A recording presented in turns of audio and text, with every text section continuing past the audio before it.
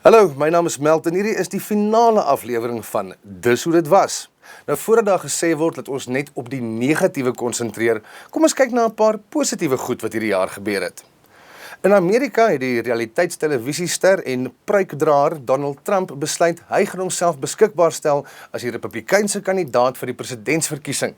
Nou met uitsprake wat wissel van heeltemal van die pad af tot net blaatant xenofobies en rassisties, is almal bly om te sien dat dit lyk asof Suid-Afrika een van die dae nie meer die malste politici in die hele wêreld gaan hê nie. Ons kan maar net hoop. Vir die matrikulante wat in spanning wag vir hulle uitslaa, ouens, ontspan, dis nie so erg nie. Selfs al kan jy nie eens universiteit toe gaan nie, beteken dit nie jy kan nie eendag 'n lekker werk kry nie.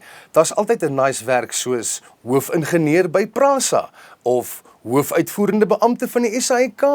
Dit maak nie saak wat jy weet nie, dit hang af wie jou chommy is. In ander goeie plaaslike nuus het die NG Kerk uiteindelik besluit gay mense is net so welkom in die kerk soos hulle heteroseksuele eweknieë. O nee, wag, hulle is nie meer nie. O nee, wag, hulle is nou weer. O nee, wag, hulle is nie meer nie. Ek weet nie wat aangaan nie, maar kon hulle nie net gewag het met die is nie meer nie tot na Kersfees? As hulle die meer kunstige broeders en susters gekry het om die Kersdecorations te doen, sou dit baie minder tacky gewees het as wat dit is, nie waar nie? En laastens, smaak my Eskom is op die regte pad.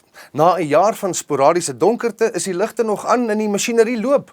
Al die masjinerie, behalwe die waterpompe. Nie omdat daar nie elektrisiteit is nie, maar omdat daar nie water is om te pomp nie. Niks om te pomp nie. Klink soos my matriekjaar. Maar in elk geval, veels geluk Eskom, dis Ag nee man ouens, regtig? Nou ja, dis die jaar wat was. My naam is Melt Siebragen. Sterkte vir 2016, voorspoed, alles van die beste, want ons gaan dit beslis nodig hê. Enough.